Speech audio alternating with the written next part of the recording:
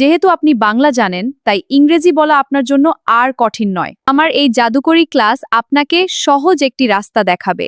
আপনি শুধু বাংলা জানলেই হবে, একটি সহজ মেথড জানলে আপনিও ইংরেজিতে কথা বলতে পারবেন। তাই বলছি, ভিডিওটি স্কিপ করবেন না, দেখতে থাকুন।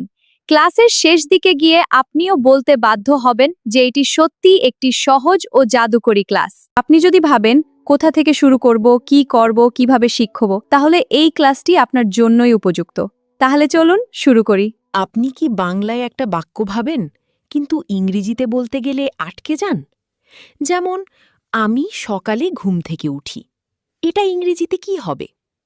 ধরুন বাক্য, আমি সকালে ঘুম থেকে উঠি। এখন এটাকে ভাঙি। আমি মানে আই, সকালে ইন দ্য মর্নিং, ঘুম থেকে উঠি ওয়েক আপ।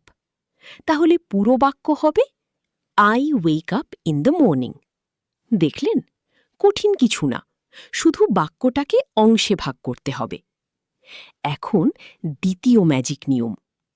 ইংরেজি বাক্যের সাধারণ স্ট্রাকচার মনে রাখুন। Subject plus verb plus object slash please slash time.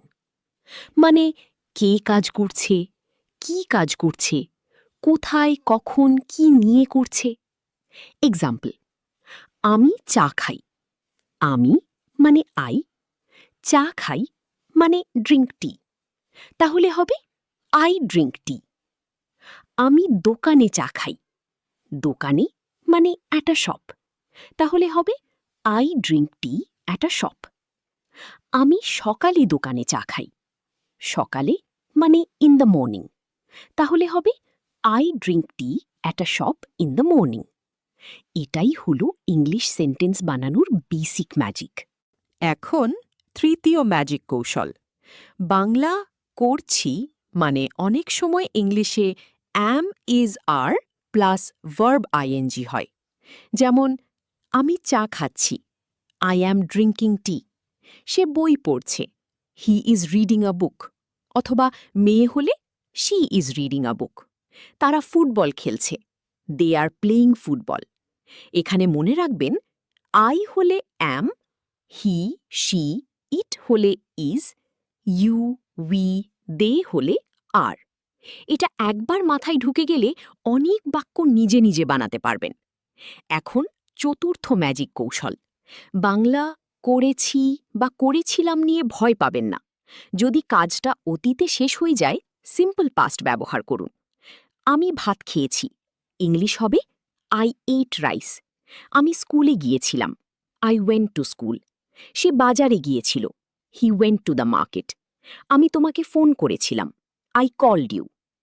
Bangla থেকে ইংলিশ করতে গেলে সবসময় শব্দে শব্দে ট্রান্সলেট করলে ভুল হবে। ভাবটা বুঝে ইংলিশ করতে হবে। যেমন বাংলা তোমার নাম কি, শব্দে শব্দে করলে হতে পারে ইয়োর নেম হোয়াট। এটা ভুল। কারেক্ট ইংলিশ হল হোয়াট ইজ ইয়োর নেম। আরেকটা এক্সাম্পল, তুমি কোথায় যাচ্ছ? Correct English, where are you going. তুমি কি করছো? What are you doing?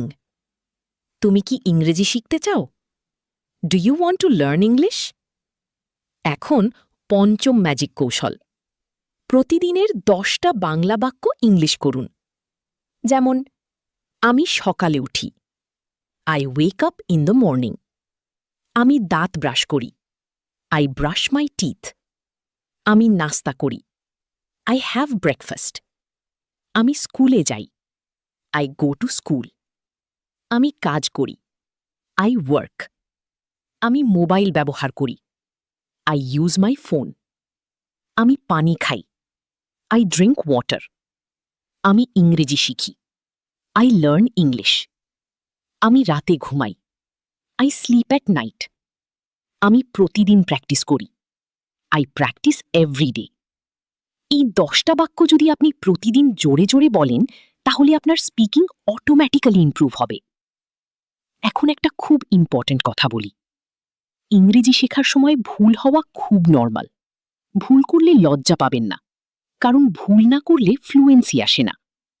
আপনি যদি পারফেক্ট ইংলিশ বলার জন্য অপেক্ষা করেন, তাহলে কখনো শুরুই করতে পারবেন না। কিন্তু আপনি যদি ব্রোকেন ইংলিশ দিয়েও শুরু করেন, একদিন সেটা ফ্লুয়েন্ট ইংলিশ হয়ে যাবে। আজ থেকে একটা সিম্পল রুল ফলো করুন। প্রথমে বাংলা বাক্য ভাবুন, তারপর বাক্যটাকে ছোট ছোট অংশে ভাঙুন, তারপর subject plus verb plus time plus place structure দিয়ে ইংলিশ বানান, আর শেষে বাক্যটা 3 বার জোরে বলুন। এক্সাম্পল: আমি আজ বাজারে যাচ্ছি। আমি আই, আজ টুডে, বাজারে যাচ্ছি, am going to the market. Full sentence: I am going to the market today. আরেকটা: আমি নতুন জামা কিনছি। I am buying a new dress. জামার দাম কত?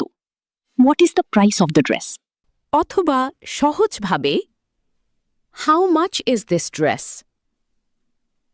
আমি ইংরেজি শিখতে চাই। I want to learn English. আমি ইংরেজিতে কথা বলতে চাই। I want to speak in English.